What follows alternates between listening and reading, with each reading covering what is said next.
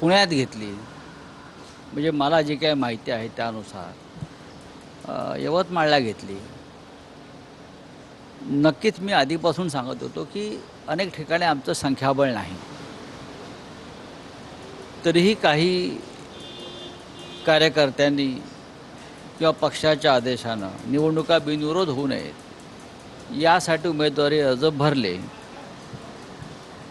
ते शेवटपर्यंत टिकायला हवे होते. पण निवडणुका बिनविरोधच करायच्या या सरकार पक्षाच्या अट्टहासापायी अनेक मार्गाचा अवलंब झाला आणि त्यात मोठ्या प्रमाणात विरोधी पक्षाच्या उमेदवारांना विकत घेण्याचा प्रयत्न झाला आणि तो काही ठिकाणी यशस्वी झाला. माझ्या माहितीप्रमाणे आज दिवसभरामध्ये निवडणुका बिनविरोध व्हाव्यात, निवडणुका बिनविरोध व्हाव्यात आणि समोरच्या महाविकास आघाडीच्या किंवा अन्य उमेदवारांनी माघार घ्यावी यासाठी किमान आज दिवसभरामध्ये 150 कोटी रुपये 150 कोटी रुपये आज खर्च करण्यात आलेले आहे. 150 कोटी रुपये माघारीसाठी प्रमुख उमेदवारांना किमान 25 कोटी रुपये दिले आहेत. किमान 25. काल मुंबईतल्या सॉफिटेल जे हॉटेल आहे BKC तिथे एक व्यवहार झाला. त्यानंतर कोकणातून माघार घेण्यात आली. संभाजीनगरमध्ये आमच्या उमेदवाराने का माघार घेतली. तिथेही साधारण त्याच पद्धतीनं व्यवहार झाले. शिवसेनेनं बाळ माने यांची हकलपट्टी केली आहे कोकणातल्या उमेदवाराची. आणि संभाजीनगरमध्ये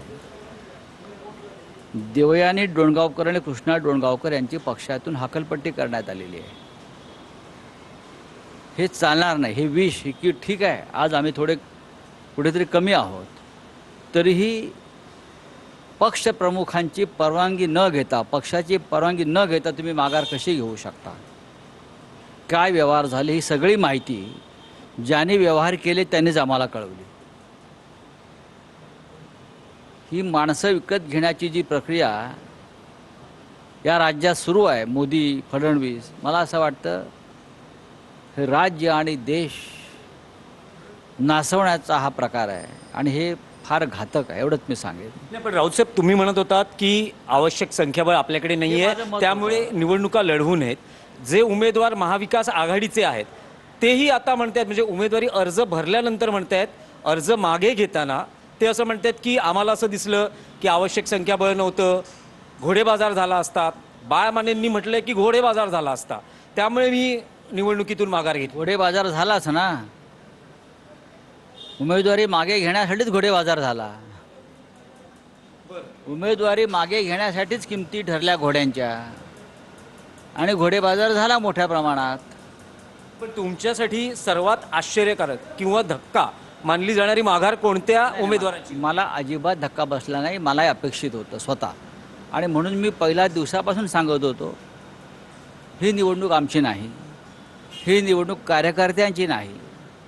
जो अशा प्रकारे पैशाची उधळपट्टी करेल, घोडेबाजार करेल, उमेदवार आणि मतं विकत घेईल, त्याची ही निवडणूक आहे. ही लोकशाही नाही. हे माझं प्रामाणिक मत होतं आणि मी ते प्रामाणिक मत अनेकदा माझ्या पक्षामध्ये मांडण्याचा प्रयत्न केला की याच्यामध्ये महाविकास आघाडीची बेअब्रू होईल, खास करून माझ्या पक्षाची बेअब्रू होईल, असं मला सारखी भीती वाटत होती. पण राऊतसाहेब, सगळ्यात चर्चेत राहिलेली उमेदवारी पुण्यातली होती, ज्यात संजय काकडे यांचे चिरंजीव विक्रम काकडे यांना उमेदवारी दिली गेली आणि त्याचे पडसाद अजित पवार NCP मध्ये आपल्याला पाहायला मिळाले. पण आता जे त्यांचे शरद पवार पक्षाचे जे उमेदवार होते, विरोधी पक्षाचे श्रीकांत पाटील यांची उमेदवारी मागे घेतली गेली. संजय काकडेंनी शरद पवारांना फोन केल्याचं कळतंय. मला ते आश्चर्य वाटतंय.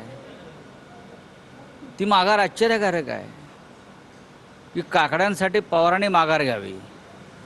आपण बघू शकतो की संजय राऊत यांनी ही पहिली प्रतिक्रिया दिली आहे TV9 मराठीला. विधान परिषद निवडणुकीत महाविकास आघाडीच्या अनेक उमेदवारांनी माघार घेतल्यानंतर नेमके काय व्यवहार झाले किंवा यामागचं कारण काय होतं, आर्थिक व्यवहार झाले का, या बाबतीतली काही त्यांची जी भूमिका होती त्यांचे दावे त्यांनी या मुलाखतीत मांडलेले आहेत. आता ज्यांनी माघार घेतलेली आहे ते उमेदवार किंवा ते नेते संजय राऊत यांच्या प्रतिक्रियेवर आपली भूमिका किंवा प्रतिक्रिया काय व्यक्त करतात याकडे सगळ्यांचं लक्ष असेल. व्हिडिओ संतोष कदमसह दिनेश दुखंडे, TV9 मराठी, मुंबई.